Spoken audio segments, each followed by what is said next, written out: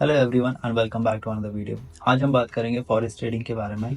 आज हम स्पेसिफिकली बात करेंगे करेंसी पेयर्स के और कौन से करेंसी पेयर आपके लिए इंपॉर्टेंट है फॉरेक्स में और किस तरीके से आप करेंसी पेयर में ट्रेडिंग कर सकते हो। तो फर्स्ट पॉइंट ये होगा कि यार करेंसी पेयर एग्जैक्टली होते क्या है। सो मैं बताना चाहूंगा फॉरेक्स में जब भी आप ट्रेड करते हो, फॉरेक्स में कभी भी आप किसी भी फॉरेक्स में आप जब भी ट्रेड करते हो, फॉरेक्स में हमेशा आप करेंसी पेयर्स पे ट्रेड करते हो। एग्जाम्पल है यूरो यूएसडी। सो ये पेयर हुआ, यानी कि दो करेंसी को मिला के हम इसे पेयर कहते हैं। तो जो यूरो हुआ इसमें वो हुआ बेस करेंसी एंड जो यूएसडी हुआ कोड करेंसी। सो इसे हम इस तरीके से आइडेंटिफाई करते हैं। सिंपल वे है, जो भी फर्स्ट में होगा वो हमेशा बेस करेंसी होगा और जो लास्ट में यानी कि सेकंड में होगा वो होगा कोड करेंसी। करेंसी पेयर्स में कैसे होता है, मान लीजिए जैसे यूरो अगर कंसीडर की यूरो यूएसडी, राइट। सो इसमें अगर आप चाहते हो, अगर इसमें आपको लगता है कि यूरो का प्राइस ऊपर जाएगा तो उस केस में आप क्या करते हो, यूरो को बाय करते हो एंड आप यूएसडी को सेल करते हो। अगर आपको लगता है कि यूरो का प्राइस नीचे जाएगा उस केस में आप यूरो को सेल करते हो एंड यूएसडी को आप बाय करते हो। सो इस तरीके से हम सेल एंड बाय करते हैं और इसी तरीके से हम फॉरेक्स में एग्जैक्टली ट्रेडिंग करते हैं। इसमें बहुत सारे करेंसी पेयर्स है, जो कि कुछ मेजर करेंसी पेयर्स है और कुछ माइनर करेंसी पेयर्स है, हम उसकी भी बात करेंगे। तो जो मेजर करेंसी पेयर्स होते हैं उसमें हमेशा डॉलर जो है इन्वॉल्व हो। जिस करेंसी पेयर में बेस या कोट में कहीं पर भी अगर यूएस डॉलर है तो उसका मतलब है कि ये मेजर करेंसी पेयर है, यानी कि इस करेंसी पेयर में सबसे ज्यादा आपको वॉल्यूम भी देखने को मिलेगा। मैं आपको बताऊंगा कौन से मेजर पेयर है जिसमें आप ट्रेडिंग कर सकते हो। Euro USD, USD JPY, GBP USD and USD CHF. जो चार करेंसी पेयर है इन्हें मेजर करेंसी पेयर कहा जाता है।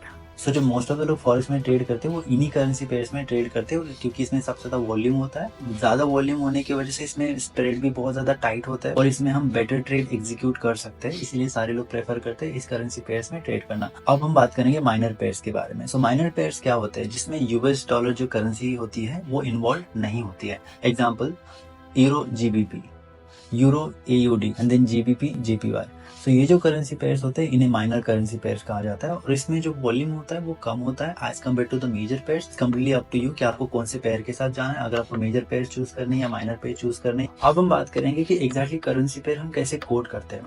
सो बेसिकली ये कोड किए जाते हैं बिड प्राइस और आस्क प्राइस। बिड प्राइस जो होता है वो होता है कि किस प्राइस पे एग्जैक्टली आप जो बेस करेंसी है उसको सेल कर रहे हो, और जो आस्क प्राइस होता है इसका मतलब कि किस प्राइस पे आप जो बेस करेंसी पेयर है उसको बाय कर रहे हो। और इन दोनों के बीच में जो डिफरेंस होता है इसे हम स्प्रेड कहते हैं। आपने अक्सर लोगों को बोलते हुए सुना होगा कि यार इसमें बहुत ज्यादा स्प्रेड है, इसमें कम है तो मैं कम के साथ जाऊंगा। अगर आप फॉरेक्स में ट्रेडिंग कर रहे हैं आपको स्प्रेड जानना बहुत ज्यादा इंपॉर्टेंट होता है, क्योंकि अगर कोई भी आप ट्रेड प्लेस कर रहे तो आपको पता होना चाहिए कि उसका स्प्रेड क्या चल रहा है, तभी जाके आप ट्रेड प्लेस करोगे। अब हम बात करेंगे कि एग्जैक्टली करेंसी पेयर मूव क्यों करता है, राइट। तो इसमें बहुत सारे फैक्टर्स इन्वॉल्व होते हैं, जैसे इकोनॉमिक डेटा हो गया, पॉलिटिकल इवेंट्स हो गए, last but not the least is market sentiment. तो ये सारे फैक्टर्स इन्वॉल्व होते हैं जिसकी वजह से ये जो करेंसीज है उसमें मूवमेंट आती है। मान लो कोई यूरोपियन सेंट्रल बैंक है जिसने हाइक रेट अनाउंस किया, तो हो सकता है उस केस में यूरो की प्राइस ऊपर जाए डॉलर के कंपैरिजन, जो कि डेफिनेटली स्ट्रेंथ देगा यूरो को। आज की वीडियो के लिए हम इतना ही रखते हैं। इसमें हमने देखा कि करेंसी पेयर्स क्या होता है, फॉरेक्स में कौन से करेंसी पेयर्स होते हैं,